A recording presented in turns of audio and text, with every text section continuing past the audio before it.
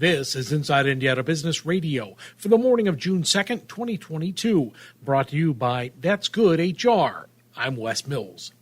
The CEO of Columbus-based Cummins says Indiana is fighting above its weight class when trying to attract economic development projects. Tom Linebarger says the Hoosier State is, quote, doing better than our size, and we have a lot of opportunity left to go. Linebarger appeared on Inside Indiana Business with Gary Dick. Indiana Economic Development Corporation, a lot of credit for trying to find things to bring us together. It's a tough time. There's a lot of challenges. There's a lot of things dividing us, but making the state better, developing the state is one thing we can all agree on. And I think they've done a great job of bringing in people from all over to create more opportunities for people in Indiana. As you think about Indiana's position on a global stage, how would you assess it? You travel the world for Cummins. How would you assess where Indiana's position? I think Indiana fights above its weight. Like we're doing better than our size, and we have a lot of opportunity left to go. Yeah. I think by investing more in our education of our students, investing more in our environment so that we can attract and retain the most talented people, we have more opportunity. But already, I think we've got kind of all sectors of the economy working on trying to create these opportunities. That's what I was saying. Like the governor continually reaches out and says, hey, can you help me bring more companies in? I think in a lot of states, they wouldn't ask my opinion about how to bring more companies in, and they wouldn't involve the nonprofits. They wouldn't get everybody in the game. And this state does a really good job of fighting above its weight by getting everybody involved and creating opportunity. He says Indiana does a good job bringing stakeholders together, including industry, government, and nonprofits, to discuss how to bring more companies to Indiana. Shares in Salesforce experienced their steepest increase in almost 2 years on Wednesday after the company raised its annual profit forecast. Bloomberg reports the boost shows demand for business software is holding up despite a broader downturn for major tech companies. Salesforce employs about 2,000 workers in Indianapolis. Shares rose as much as 13% Wednesday, the biggest intraday increase since August 2020. The Metropolitan Development Commission voted 7-0 Wednesday in support of an expansive redevelopment of 16 acres west of the Fashion Mall at Keystone.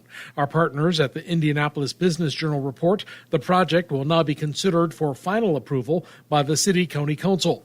Indianapolis-based Keystone Corporation plans to spend at least $168 million to develop a new mixed-use district at the northeast corner of Harristick Road and East 86th Street. The company's plan calls for apartment, retail, and office structures, along with about 35 townhouses and a new hotel.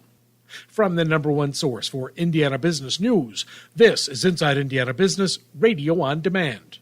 IBJ Media delivers business news covering central Indiana and the entire state. The Indianapolis Business Journal and Inside Indiana Business are now part of the same family. Look to the IBJ for in-depth coverage of central Indiana's business community and tap into Inside Indiana Business for stories that extend throughout Indiana. 2 resources, unlimited business insights that help you stay informed and get ahead. Learn more at ibj.com and insideindianabusiness.com.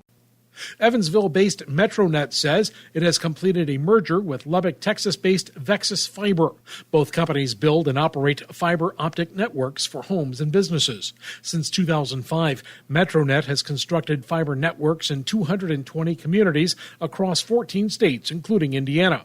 The merger with Vexus expands the footprint to the southwest United States, which operates fiber optic networks in parts of Texas, New Mexico, and Louisiana. Indianapolis-based Langham Logistics has named Tracy Gile Chief Financial Officer. The third-party logistics company says Gile previously served as CFO of Indianapolis-based Bone Dry Roofing. She also previously served as a controller for Chip Ganassi Racing and director of finance for the Indianapolis Motor Speedway IndyCar Series. The Indiana State Fair is looking for seasonal employees. They're hosting a job fair today from 4 to 6 at the State Fairgrounds and Event Center in the Horticulture Building. Some of the positions include parking, gates, security, tractor shuttles, information booths, and education exhibits. Two Indiana courts have received funding from Virginia-based nonprofit National Center for State Courts to launch eviction diversion programs. The NCSC says the funding will help those two locales improve housing stability for Hoosiers. The Allen Superior Court in Fort Wayne and the Lawrence Township Small Claims Court in Marion County received the grants following a competitive application process. The NCSC says the pandemic aggravated an already serious problem of evictions. I'm Wes Mills, Inside Indiana Business, Radio on Demand.